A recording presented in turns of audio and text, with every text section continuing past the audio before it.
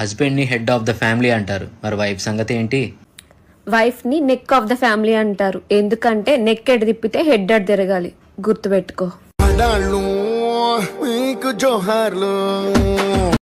చూస్తున్నాను అసలు సీకు బెంగ ఏమన్నా ఉందేటి మీకు? తిన్నది ఎలా అరుగుతుంది అంటున్నాను. అంత రాతి గుండుతో ఎలా ఉంటున్నారని అడుగుతున్నాను అసలు. అయ్యో శ్రీదేవక్క రావట్లేదే, వీడియోలు చేస్తలేదే, అసలు ఉందా ఊడిందా అని ఏమన్నా ఆలోచిస్తున్నారా నా గురించి? నేను మాత్రం 24 గంటలు మీ గురించి ఆలోచిస్తాను. మా సిట్టర్లు బాగోవాలి, మా తమ్ముళ్ళు బాగోవాలి, వాళ్ళ కాపురాలు బాగోవాలి, వాళ్ళ జీవితాలు బాగోవాలి అని ఆలోచిస్తాను నేను. మీరు నా గురించి అసలు ఆలోచిస్తున్నారా అంటున్నాను. మీకు నాట్లాటోళ్ళు ఎందుకు నచ్చుతారు? పేకు ప్రమోషన్లో పిచ్చి పిచ్చి పేకు ప్రమోషన్లు అన్ని పట్టుకొచ్చి మీకు తగిలిచ్చి మీకు ఎంత బొక్కెడతారు చూసారా, పెద్ద బొక్క. అలాంటోళ్ళు మీకు నచ్చుతారల్లా. నాట్లా నీతిగా నిజాయితీగా ఉన్న వాళ్ళు మీకు నచ్చరు. మీకు గుర్తురాను నేను, మీకు గుర్తురాను అంతే. పెళ్లికి ముందు నాతో ఎట్లుండటోనివి అట్లుంటలో ఏంది నీ సంగతి? అంటే పెళ్లికి ముందు ఉన్నట్టు ఉండాలంటావు? అదే నేను చెప్పేది. తయారుగా పోదాం.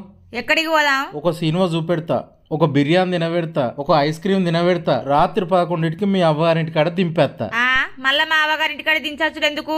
తింపి నీ అవ్వారింటి కాడ దింపుదు అదే పెళ్లికి ముందు గిట్నే. ఈ రోజు ఒక గేమ్ ఆడదాం. పుట్టిన తర్వాత ఎవరైతే అమ్మ అంటారో వాళ్ళు ఓడిపోయినట్టు, సరేనా? సరే అయితే ఇప్పుడు నా వంతు. అమ్మో అమ్మో అమ్మో నేను ఓడిపోయానమ్మో, నువ్వు భలే గెలిచావా? రోజు ఉదయం ఎన్నింటికి లేస్తావు నువ్వు?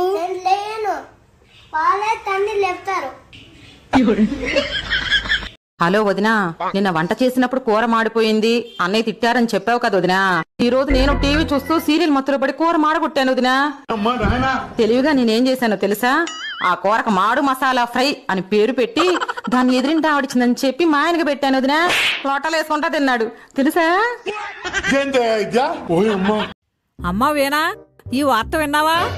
ఏంటత్తయ్య గారు, మహిళ మెడలో మంగళసూత్రం కాజేసిన దొంగకు 3 సంవత్సరాల జైలు శిక్ష విధించిందట కోర్టు. అమ్మో 3 సంవత్సరాలా?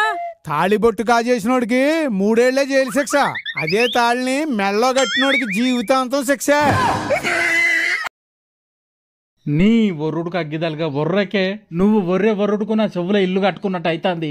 అబ్బా నా మాటలు నీకు వరువులకి వినబడతానయ్యా? పెళ్ళైన కొత్తలా మాట్లాడితే కల్లర బెల్లరగా ముద్దుగా మాట్లాడుతున్నావు అని అంటివి కదా, ఇప్పుడేమో నా మాటలు వరువులకి వినబడతానయ్యా? అవును ఒర్రు లెక్కనే వినబడతానాయి. సరే సరే అయిన దానికి రేపటి నుంచి నా మాటలు నీకు వినబడై తీయి. ఎందుకు రేపంచలు ఎడ్డిదానివి అయితానవా? కాదు నీకు రేపటి నుంచి చెవులు వినబడకుండా చేస్తా. మా చుట్టాలందరూ నేను చేసే వీడియోలు చూస్తారు, కానీ ఒక్కరు కూడా ఒక్క లైక్ కొట్టారు. ఎందుకంటే వాళ్ళు కొట్టే ఒక్క లైక్ తోటి నేను ఫేమస్ అయిపోతాను వాళ్ళ ఫీలింగ్.